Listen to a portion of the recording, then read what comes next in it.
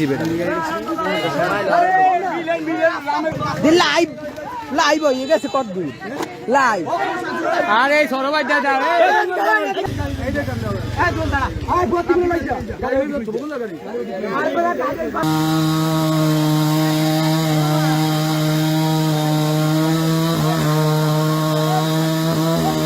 আরে গাছের দিকে এসবে